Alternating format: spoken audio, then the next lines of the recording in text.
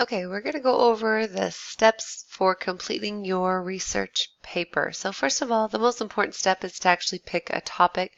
This is usually where students struggle the most, and once they get a topic, they're ready to do the other steps. So here are some ideas for you that usually get most students to be able to pick a topic.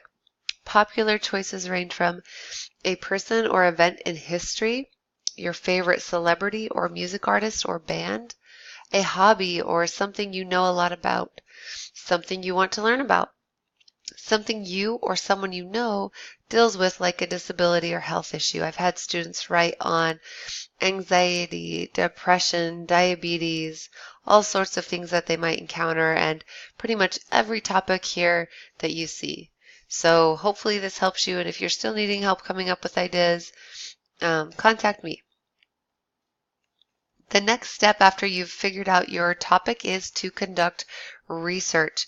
Use Google Scholar. Just go to Google, type in Google Scholar. You'll get more academic types of articles, information, etc. You can also use the Grolier's Encyclopedia from your school account. You can click that little link up at the top and it will take you to Grolier's Encyclopedia. You'll see that in the menu there. You can also do a Google search for academic search engines, like free academic search engines, and you'll find many more options other than just Google Scholar. So you need to find 3 credible sources about your topic, whatever your topic is. 3 sources. Then you will choose at least 3 to 5 main ideas that you want to include in your paper. So let's put this all here together. You will narrow this down and come up with your main ideas. These would become your body paragraphs there. Okay. After you've done all your research, figuring out what ideas do you want to include in your paper, you would write these into one thesis statement, a single sentence that's going to come at the end of your introduction. Okay, and then your next step is to form your essay. You write an introduction, body paragraphs, and conclusion. Each body paragraph should focus on one of the main ideas of your paper. 2 pages, double-spaced, is what you're striving for. You can always write more if you want. Make sure your ideas are organized and focused and that you're not just writing anything and everything that comes to mind. Lastly, then, you should have MLA format.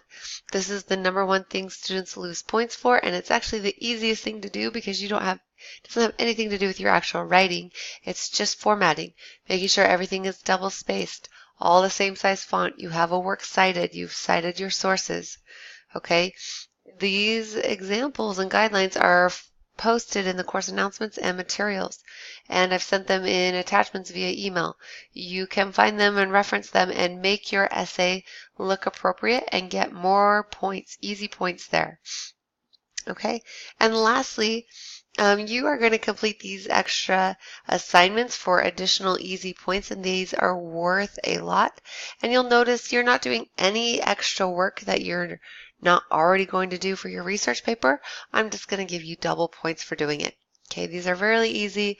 You'll go to, in lesson 5.09, you just tell me your topic.